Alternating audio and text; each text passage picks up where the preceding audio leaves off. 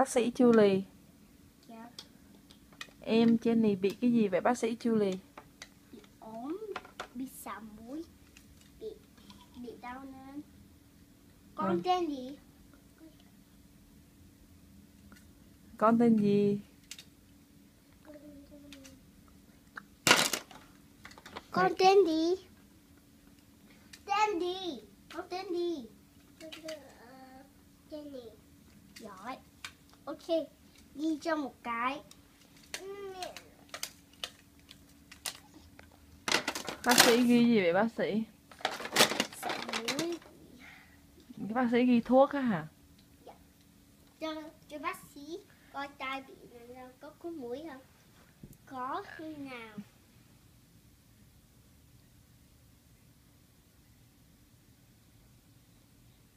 Được. Mà sẽ coi bên tai này.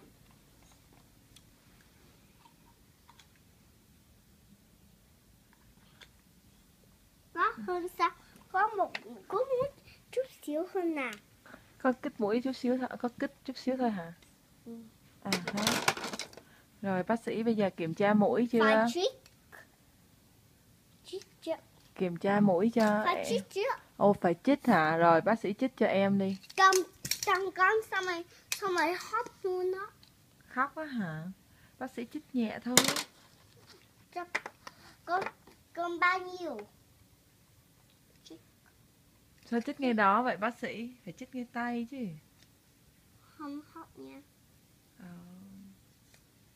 Có đau không Jenny? Bên tay một phải. Great job, Smiler! Aha! Rồi bây giờ bác sĩ khám cái gì nữa? Do not get Cho em, cho bác sĩ, You get your name. You get your name to Smiler. Smiler, look at mommy. You say cheese. Rồi bây giờ bác sĩ khám gì? Okay. Say Smiler cheese. Look at mommy. Take picture. 1, 2. Let's go. Look, mommy knocked you. Rồi bác sĩ khám bệnh tiếp đi bác sĩ. Ok. Này để làm cái gì đây? 2, 3, 4. Cái này để kẹp vô nắp để đo nhiệt độ. Dạ. Con là màu cam. Ok.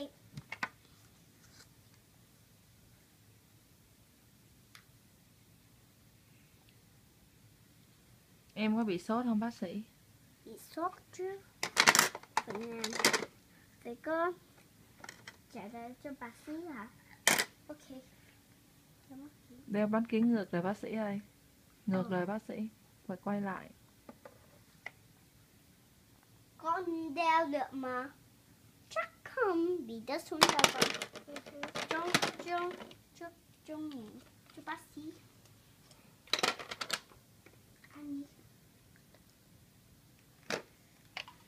Đây là đồ chơi đồ bác sĩ. Xem một cái.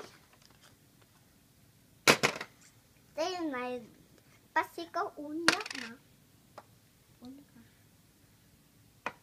Giỏi. Ok, bao nhiêu độ? 200. Ok, má này về cho ai bị sạm mũi. Rồi, cảm ơn bác sĩ nha. Bye. Bye. Bao nhiêu tiền?